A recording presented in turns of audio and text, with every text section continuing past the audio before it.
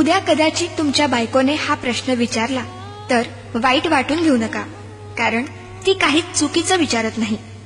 विचार करायला लावणारा, हृदयाला भिडवणारा तिचा फक्त एकच प्रश्न. देह माझा हळद तुझ्या नावाची, हात माझा मेहंदी तुझ्या नावाची, भांग माझा सिंदूर तुझ्या नावाचा, माथा माझा बिंदिया तुझ्या नावाची, नाक माझे नथ तुझ्या नावाची, गळा माझा मंगळसूत्र तुझ्या नावाचे, मनगट माझे बांगड्या चुडा तुझ्या नावाचा, पाय माझे जोडवी तुझ्या नावाची, आणि हो, वडीलधाऱ्यांच्या पाया मी पडते आणि अखंड सौभाग्यवती भव आशीर्वाद मात्र तुला. वटपौर्णिमेचे व्रत माझे, आयुष्याचे वरदान तुला. घराची काळजी घ्यायची मी, दरवाजावर नावाची प्लेट तुझी. नाव माझे पण त्यापुढे ओळख तुझी. इतकंच काय, उदर माझे, रक्त माझे, दूध माझे आणि मुलं तुझ्या नावाची.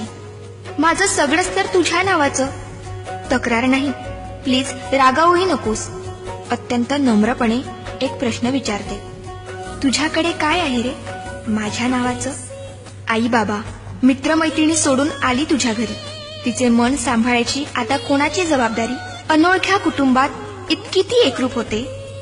स्वतःची काही आवड होती हेच मुळे विसरून जाते. अशा तुझ्या पत्नीसाठी थोडासा बदलशील का?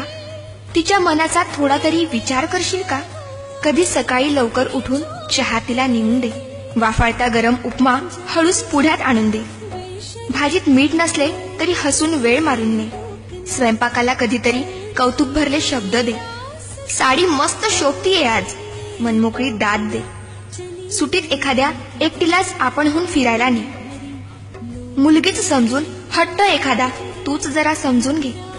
वाढदिवस नसतानाही प्रेझेंटचा धक्का दे.